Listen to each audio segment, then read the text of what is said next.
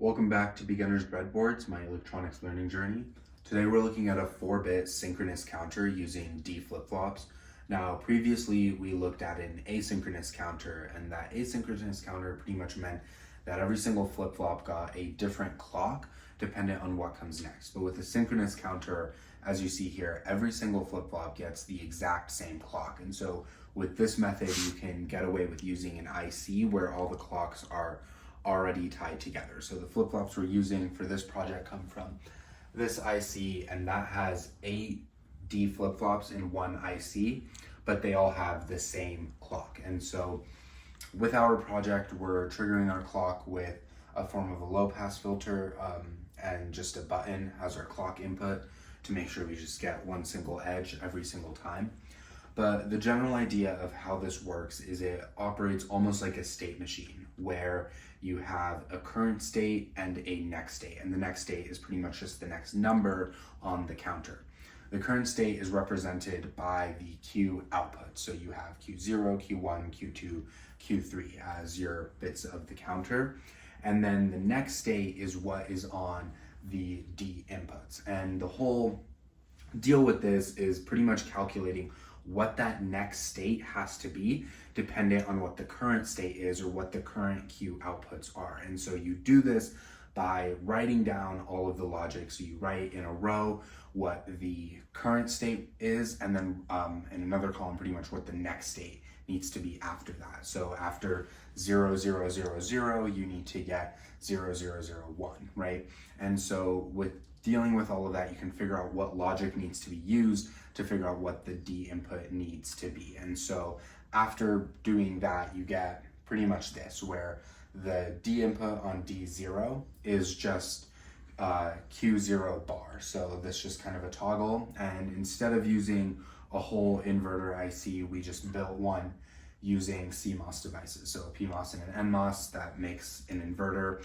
And so that covers the first D input. And then for the second one, D1, after you do the logic calculations, you figure out that it's Q0 and an XOR with Q1. So if either Q0 or Q1 are high, then D1 will be high. But if both of them are high at the same time, D1 will be low.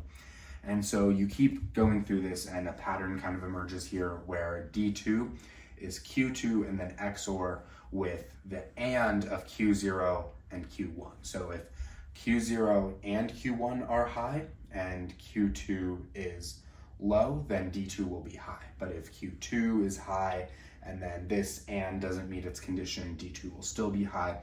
And the logic kind of forms from there. And then D3 is Q3 XOR with the AND of Q0, Q1, and Q2. And so that's kind of the logic that comes from figuring everything out, and that's how this counter gets made.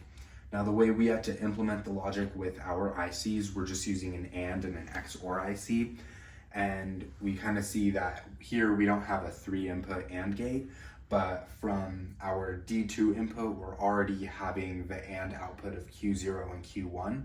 So we take that and then tie it to another AND gate with Q2, and that pretty much gives us our 3-input AND. And after that, we're just using XOR gates with all of the different Qs to be able to make D inputs. This is everything built onto the breadboards for this project. So we have this is the inverter that we had to build with the individual MOSFETs, and then this is the 8 D flip-flops in one IC. We have our AND IC and an XOR IC, and this is how we've implemented the clock with just a simple button. So one thing about this is when you power it on, it can wake up in any state. So here it just chose a state. And to display the Q outputs, we're using the first 4 LEDs, with this one being the MSB and this one being the LSB. So if you just click through it, it'll count. But if we start at like a clear, pretty much this is just 0, it'll just start counting. So this is 1, and so this is that Q of the first D flip-flop, and now that's 2, 3, and now because both of these are high with that logic, the next one, right, the D input for both of those wouldn't have been high there, but would have been for D2. And so it just continues to click through the counter, and that logic is kind of determining what the next state has to be. So after this one, it knows that that next LED is going to light. And then once you reach all ones, the logic knows then that it needs to go back to 0.